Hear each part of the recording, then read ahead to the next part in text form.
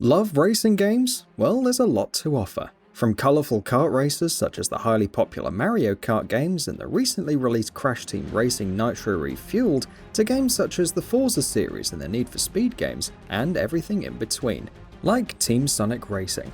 Racing games are great because they're both highly accessible and highly competitive, a great way to involve just about anyone in a game.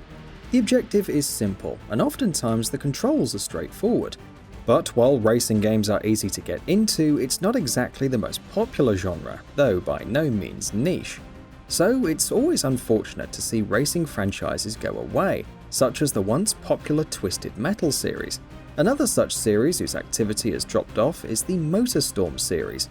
While each racing franchise is distinguished by the particular flavour of racing that they offer, the Motorstorm games are unique because they are off-road races. The franchise is exclusive to PlayStation consoles, but sadly the main development studio behind the Motorstorm games, Evolution Studios based in England, shuttered by Sony, who took ownership of the company in 2007. Prior to Sony acquiring them, Evolution Studios worked on the World Rally Championship series.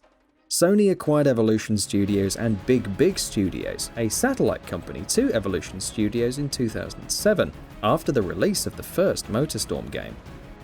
That first Motorstorm game, alternatively known as Motorstorm Monument Valley, was released for the PlayStation 3 in December 2006 in Japan, and then March 2007 in North America and Europe.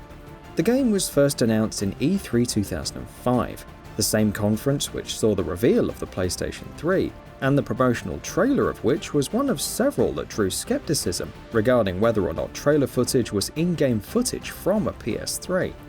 As it would turn out, the video wasn't made by Evolution Studios.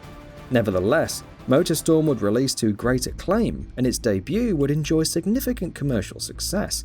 By October 2011, the first Motorstorm game had more than 3.5 million sales to its name. Notable about this game is how it introduced off-road racing with a variety of vehicles. Bikes, all-terrain vehicles, trucks, big rigs, rally cars, mud pluggers, and buggies, with even more vehicle classes being introduced in later games. What's great about the Motorstorm experience are all of the real-time effects displayed by vehicles and on the racing environment. Tracks and indentations left on the racecourse remain for the rest of the race. The same thing for stray vehicle pieces. Each vehicle class responds differently to course obstacles or indentations. Some classes handle mud well, while others struggle.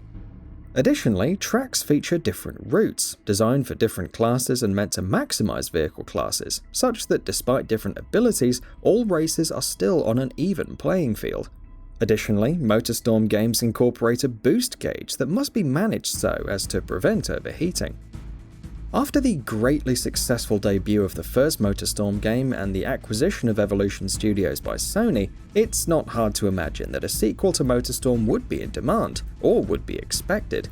And in the autumn of 2008, Evolution Studios would deliver the second Motorstorm title for the PS3, Motorstorm Pacific Rift. While the first Motorstorm's tracks were heavily focused around rugged deserts and rocky terrain, Pacific Rift has an entirely different theme, that of tropical islands, with greenery and trees, bluer skies and blue water from rivers, beaches, waterfalls, more dynamic and vibrant than the monotony of the previous game. All of this in addition to an interesting sugarcane themed track. And that water can be driven through to help manage your boost gauge. While the first Motorstorm game had 21 licensed songs, this one ratchets that total up more than twice over, with 46 songs. All vehicles from the previous game return, while introducing the new monster truck class along with other new vehicles. As a testament to the power of the brand, before the year 2008 ended, the game had already sold more than 1 million copies. Additionally, Pacific Rift would see a separate version called Motorstorm 3D Rift released on PSN in August 2010. Strange, considering that this would follow the release of the third game. And this third game is Motorstorm Arctic Edge. Each Motorstorm game so far has been designed around specific environmental themes, and the subtitle Arctic Edge certainly tells you what to expect from this new Motorstorm game. Alaskan white and coldness all over, with snow and ice defining the world you drive on. Avalanches can be triggered by horns or vehicle explosions, and can be used to hinder your opponents. There are ice bridges that will crumble under the weight of too heavy vehicles as well.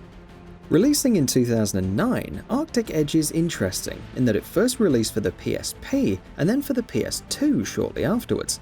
While the previous two games were developed by Evolution Studios, this game was handled by Big Studios.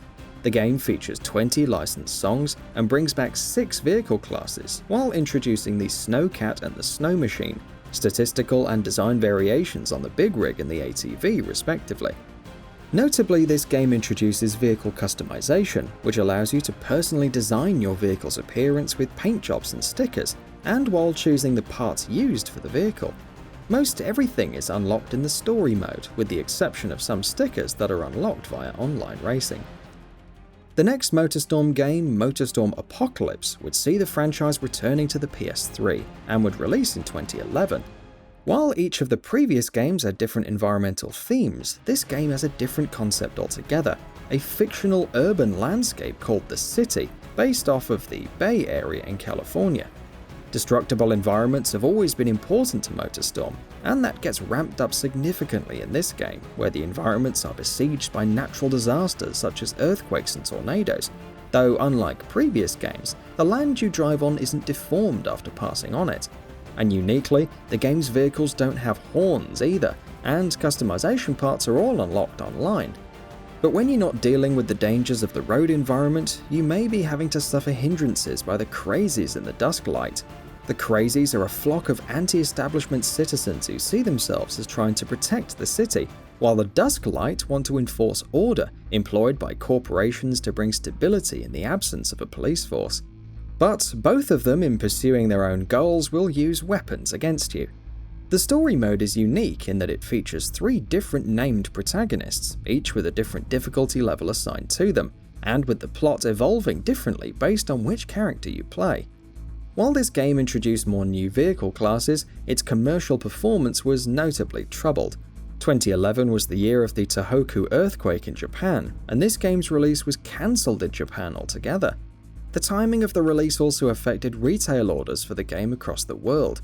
The commercial performance was so troubling that it prompted Matt Southern of Evolution Studios to fear for the future of the company. However, Evolution would make one more Motorstorm title, Motorstorm RC, considered a spin-off for the franchise, centered around radio-controlled cars. It released early in 2012 for the Vita and PS3, and via digital distribution. Some of the vehicle classes from previous games have been replaced with different class choices, and some vehicles had their vehicle class changed altogether. Uniquely, RC features 4 tracks from each of the 4 Motorstorm games that released prior, in addition to the 10 that comprise the game, and were added via DLC for a total of 26 tracks. RC forgoes the long-standing boost feature, and also uniquely introduces cross-platform play, a feature frequently in demand for online competitive gaming. However, this game would mark the last title in the Motorstorm series, following the DLC releases and a complete edition that was put online in December 2012. Speaking of DLC, with the exception of 3D Rift, all games were supported by DLC, which included new modes, new tracks, and new vehicles depending on the game. The online racing servers are now shut down for the games. Evolution Studios is now defunct. Following the last Motorstorm game, they would work on Drive Club, a game that released in 2014 to tepid reception, despite some initial hype. About half of the studio's employees would be let go in 2015, and in 2016 the name Evolution Studios would cease to exist completely, with the independent British studio Codemasters taking on many of the company's employees. Suffice it to say, were a new Motorstorm game to be released, it's not clear who would be working on it. Sony still holds the IP, but since Motorstorm RC, they seem content to simply sit on it. It's not as if the franchise doesn't have something to offer, as a unique style of racer that easily stands out compared to racing games. Why do you think Motorstorm as a franchise is now dormant? Reportedly, it's not just the poor timing of Apocalypse that hurt its sales, but the gameplay and game content provided issues for fans. What would it take for a new Motorstorm game to sell well? Would a new Motorstorm just need to be more of the same that fans are used to? Should the next Motorstorm take place underwater or in outer space? Let us know in the comments section below, and as always, thanks for watching. And that wraps it up. If you like what we're doing, please consider subscribing to our channel. We upload new videos daily, so make sure you don't miss them by subscribing. We appreciate your support, and we thank you for checking us out.